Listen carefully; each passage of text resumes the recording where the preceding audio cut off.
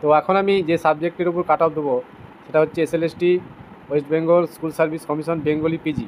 তা এই Bengali PG এমন একটা সাবজেক্ট যেখানে কিন্তু এই 50% মার্কস খুব কম ক্যান্ডিডেট আছে, সেই জন্য এখানে তুলনামূলকভাবে অন্যান্য সাবজেক্টের তুলনায় 50% মার্কস পাওয়া ক্যান্ডিডেট কম হবে, এবং যাদের 50% বা অ্যাবভ 60% নাম্বার আছে বা অ্যাবভ 50% তারা মোটামুটি একটা সুবিধা পাচ্ছে এখানে। সেই সুবিধাটা কি, এখানে অনেক 2016 লকডাউনের আগের পিরিয়ডে অনেকের কিন্তু এই 50% নাম্বারটা কিন্তু নেই। সেই দিক থেকে এখানে ভ্যাকান্সি তুলনামূলক কম থাকলেও কাট অফ কিন্তু খুব হাই যাবে না। ঠিক আছে, এটা একটা তথ্য আমি তুলে ধরলাম। আর এই রেশিওটা যেহেতু 1.6 হয়েছে, 1:1.6, সেই হিসাবে এখানে কম্পিটিশান আরেকটু কম হবে তুলনামূলক। মানে 2016-তে ডাকা হয়েছিল 1:1.4, তাহলে এইবার যেহেতু 1:1.6 ডাকা হচ্ছে, সেই হিসাবে কাট অফ একটু লোয়ের দিকেই যাবে। আর একটা বিষয়, এই এমন একটা সাবজেক্ট বেঙ্গলি যেখানে অন্যান্য মিডিয়াম কিন্তু অ্যাপ্লিকেশন করতে পারবে না, এটা একটা সুবিধা আছে। কারণ বেঙ্গলি মিডিয়ামে দেখতেই পাচ্ছ যে বেঙ্গলি সাবজেক্টের বেঙ্গলি মিডিয়ামে কিন্তু ভ্যাকেন্সিগুলো আছে, Hindi medium, Urdu medium, others কোনো মিডিয়াম এখানে পাওয়া যাবে না।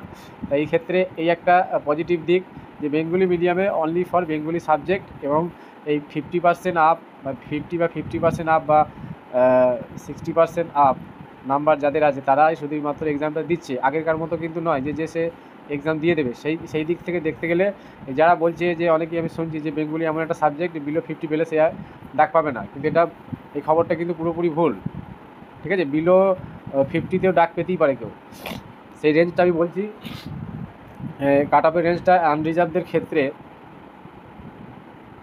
140টা ভ্যাকান্সি আছে, তাহলে মেলদের, তাহলে আনরিজার্ভ মেল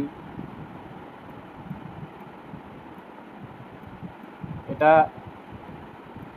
মোটামুটি 50+ হলেই কিন্তু সে কল পেতে পারে, বা 50। আর ফিমেল এটা 48।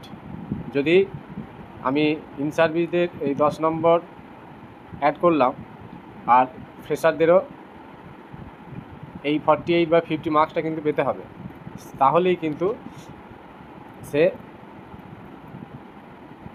কল পাওয়ার তার একটা সম্ভাবনা থাকবে। তাহলে আনরিজার্ভদের ক্ষেত্রে মেল কত 50 আর ফিমেল হচ্ছে 48। এই মার্কসটা একটা ফ্রেশার ক্যান্ডিডেটকেও কিন্তু পেতে হবে। সেই দিক থেকে এরকম একটা কাট অফ যাওয়ার সম্ভাবনা আছে। আর যে তথ্যগুলো আমি তুলে ধরছি সেটা হচ্ছে যে এই বছর বহু ইন সার্ভিস 2016 আগে যারা চাকরি করতো এবং 2016-তে আবার পুনরায় চাকরি পেয়েছিল এই ইন সার্ভিস, তারা কিন্তু তাদের স্যালারি কমে যাওয়ার জন্য যদি 2016 রিক্রুটমেন্টে জয়েন করে, তাহলে তাদের অনেকেরই দেখা যাবে স্যালারি 25-20, কারো হয়তো 15, এইভাবে স্যালারি কমে যাবে, যেহেতু এই 2016 রিক্রুটমেন্টে তাদের সার্ভিস কন্টিনিউ দেওয়া হচ্ছে না। সেই হিসাবে এখানে একটা ফ্রেশারদের সুবিধা আছে। নেক্সট সেটা হচ্ছে ওবিসি এ এবং ওবিসি বি, এটা খুব একটা তফাৎ হবে না। বর্তমান ওবিসি এ বি ক্যাটাগরি যেভাবে হয়ে আছে, ঠিক আছে, সেই অনুযায়ী কাট অফটা প্রায় সেমই যাবে। আমি ওবিসি এ বি মেল যেটা হবে সেটা হচ্ছে 48, আর ফিমেল হচ্ছে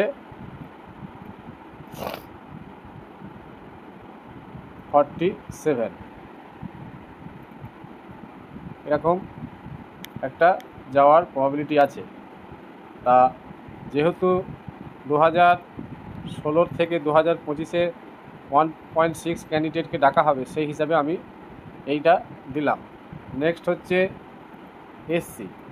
এসসিদের ক্ষেত্রে কাট অফ মেল, যেহেতু ভ্যাকান্সিটা ভালো আছে, এসসিদের মেল হচ্ছে 45, আর ফিমেল এগুলো খুব একটা তফাৎ হয় না, 44। অনেক কিছু এখানে ক্যালকুলেশনের ব্যাপার আছে, অনেক কিছু দিক ভাবতে হচ্ছে। তাছাড়াও মাদ্রাসা রিক্রুটমেন্টে অনেক যারা এসএলএসটি ভালো দিয়েছে তারা কিন্তু চলে গেছে, তারা জব পেয়ে চলে গেছে। ওই জায়গাগুলোই কম্পিটিশানে যে ক্যান্ডিডেটগুলো এসএলএসটিতে আসতো তারা কিন্তু আর কম্পিটিশান করবে না। সেই হিসেবে ওয়েটিং লিস্টের যে একটা মানে দীর্ঘায়িত হবে, সেক্ষেত্রে 1.6কে ছাড়িয়ে যাবে। ঠিক আছে, এটা আমি এসসি বললাম। আর এসটিদের ক্ষেত্রে আর একটু কম হবে, এটা 42 মেলটা।